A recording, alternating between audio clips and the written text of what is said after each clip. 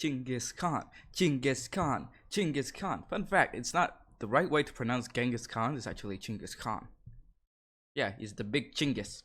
And today we're gonna watch this intro of like the new medieval nomad DLC that's gonna come out. God, I'm hyped. I can't put the words together. Hype.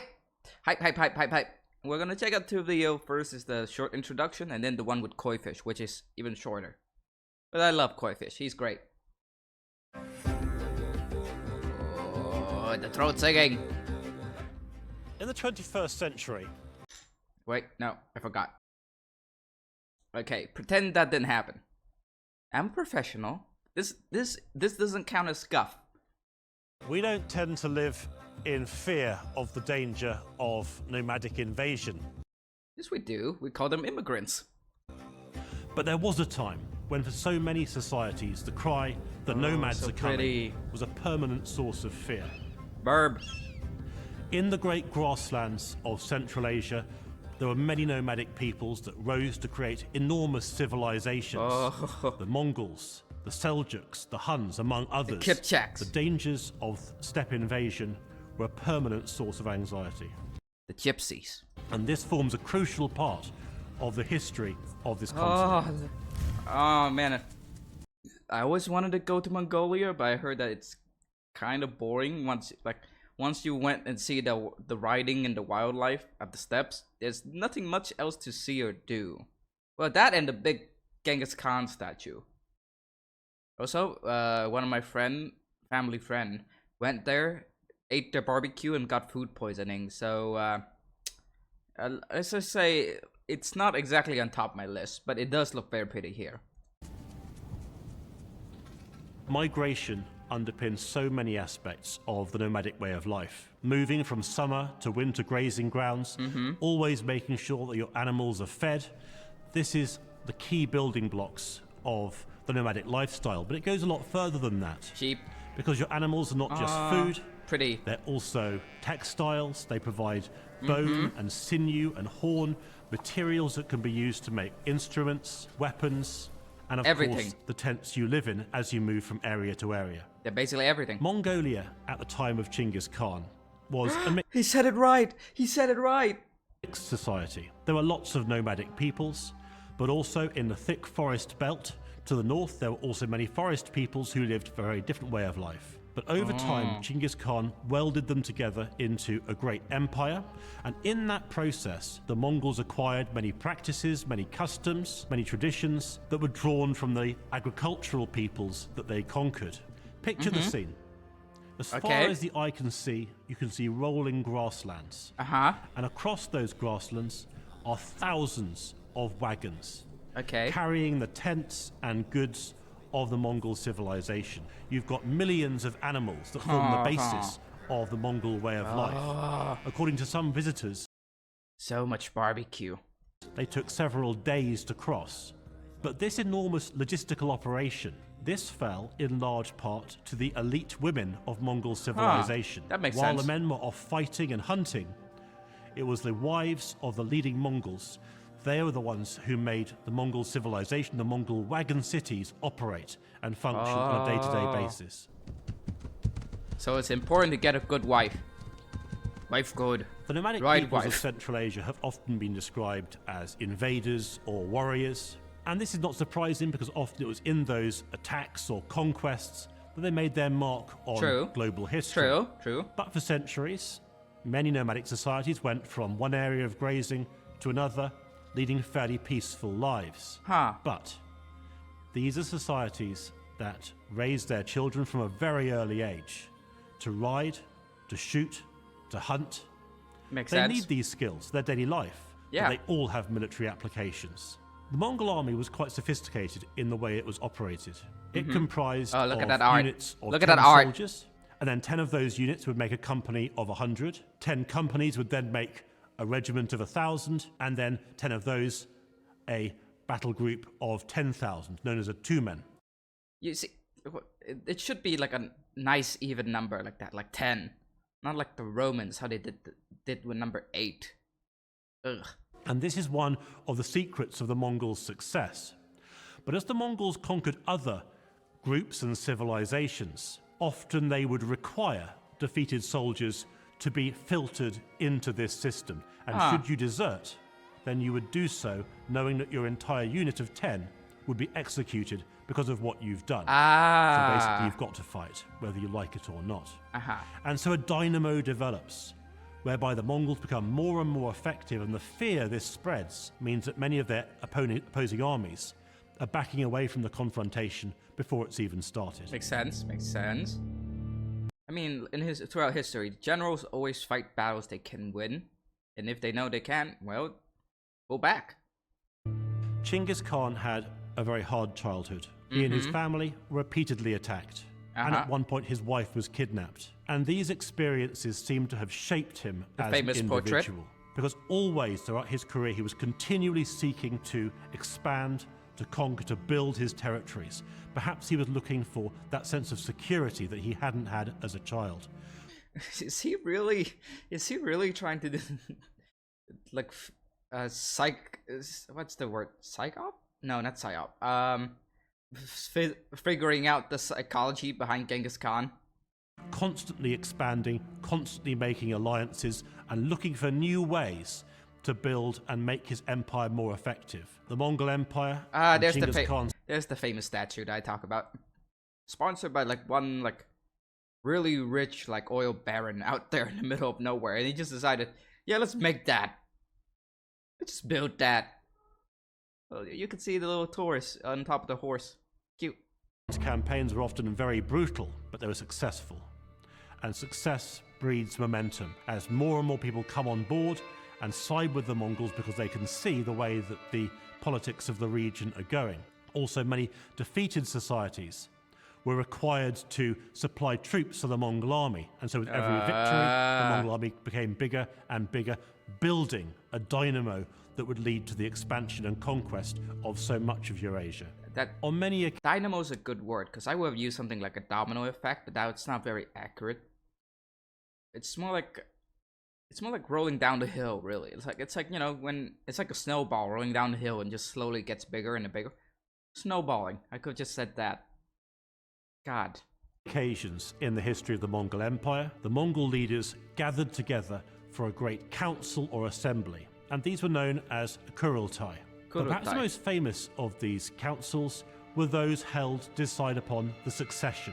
The great Khan has died, who is going to be the next leader. And some tents apparently could hold thousands of people. These are huge affairs. And the people taking part in them, having become fabulously rich as the Mongol Empire expands, reflecting the enormous purchasing power of the, by now, fabulously wealthy Mongol Empire. Makes sense. Makes sense. One of the most fascinating aspects of Mongol society is their desire to learn new ideas, new knowledge about strange places, new things that can make their empires more effective.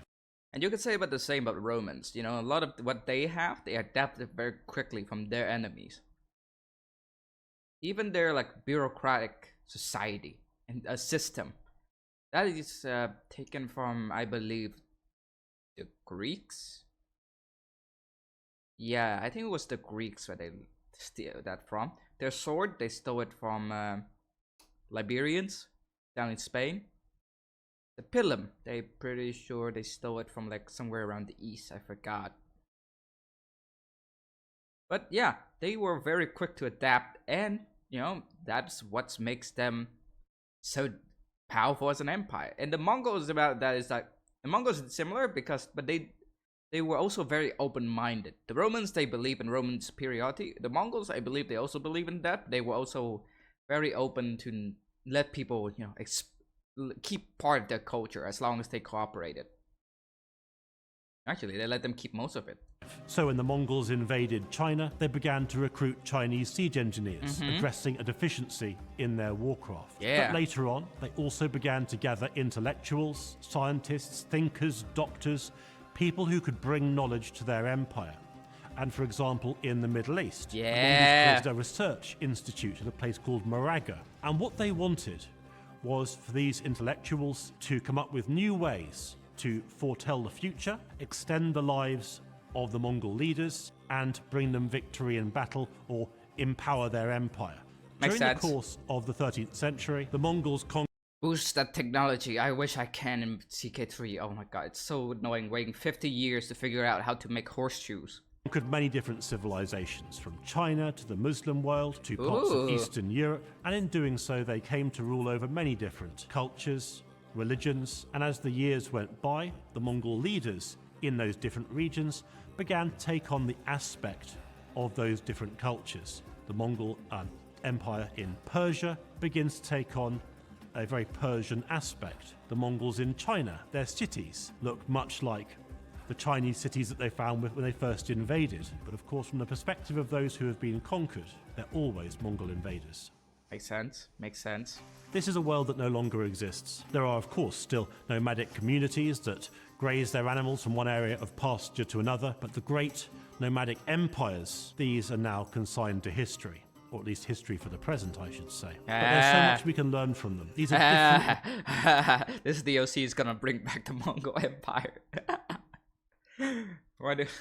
all of China is gonna be like, why do I hear boss music again? Ways of organizing human societies, different ways of thinking about the world, different ways of operating as individuals, as families, as groups. And so for anyone seeking to better understand the nature of the human experience and how it can vary, understanding nomadic cultures offers a great deal.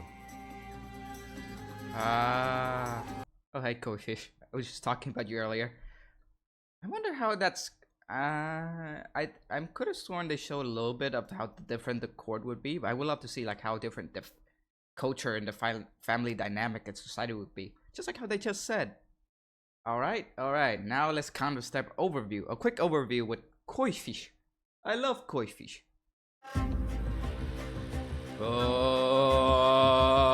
Hello everyone, my name is Koifish, and today I'm collaborating with Paradox Interactive to show you the new features of Crusader Kings 3's expansion, Calls of the Steppe. Starting off, the new nomadic government. Calls of the Steppe introduces a brand new way to play. Wait, hold on. Let me read this.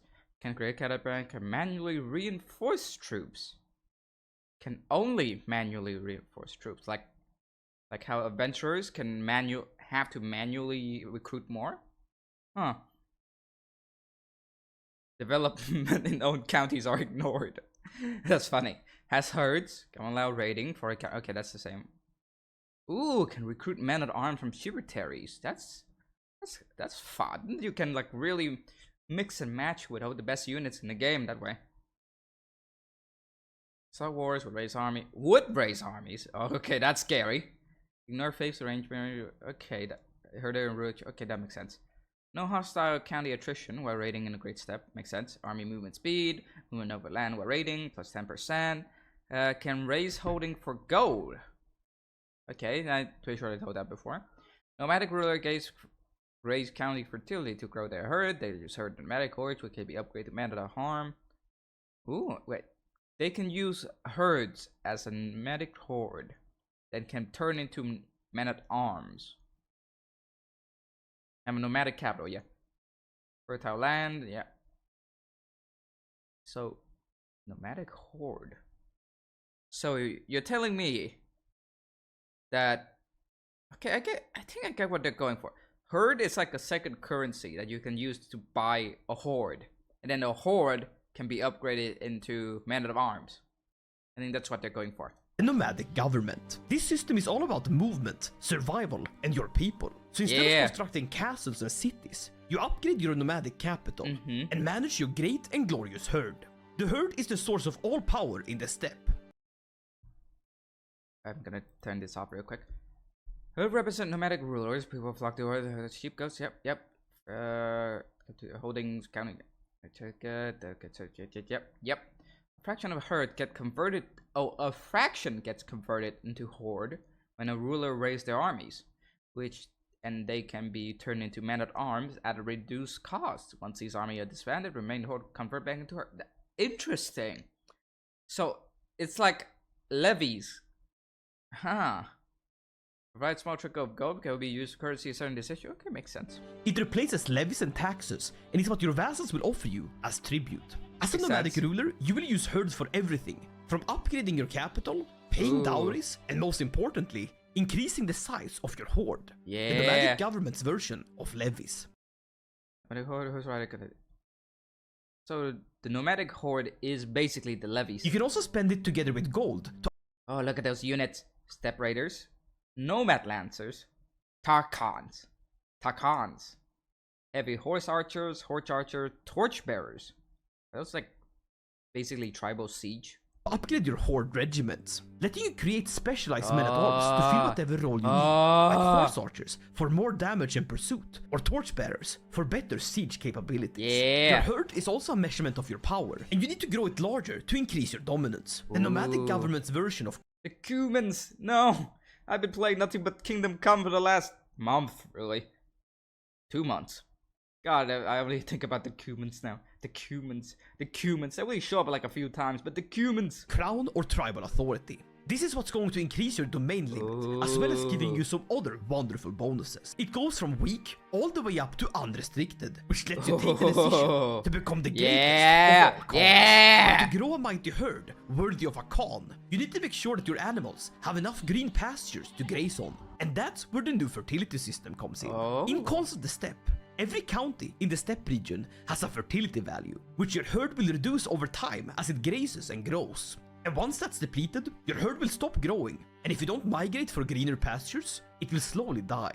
To maintain your herd's strength, you need to move on, again and again, ever chasing more fertile holdings. Some of these holdings are controlled by independent shepherds with no armies, making them very easy to conquer and migrate. But most holdings will be under the control of another nomadic realm. There are ways to peacefully gain access to these new pastures, but nothing is stopping you from going the traditional way, claiming it by force. There's also steppe seasons, dynamic events that can boost or cripple fertility, changing the very nature of the land around you. The steppe is split into 3 regions, and they can all have different seasons simultaneously. To help you better predict what the next season is going to be in your region, you have the help of your stargazer. Do you take the chance to stay in your region for a chance to see the blessing of the blue sky and insane bonuses to fertility at the risk of your herd freezing to death in the Great White Sud?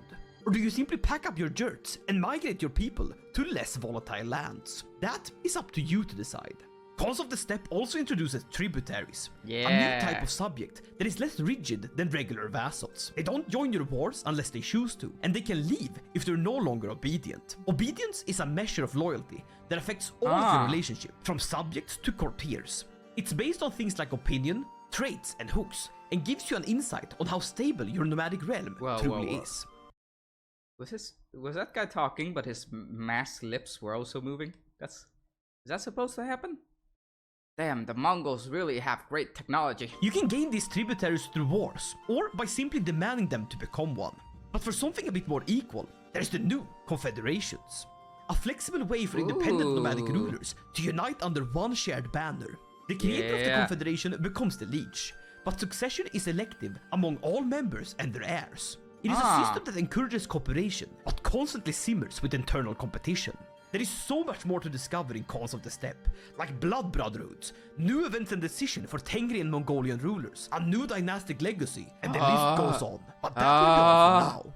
This has been Koifish, and thank you for watching this video. Make sure to subscribe. The hype! It's gonna be out so soon. I want it so bad. Oh god, if you can't wait, remember to like, comment, subscribe, and then when I ever stream, you'll probably know when I will. Especially if you press the bell button. But yeah, oh man, I can't wait for it to come out. I want to buy the DLC already. But yeah, this has been Lewd. I appreciate you joining me here today. And trust me, I will definitely stream this when it comes out. Bye!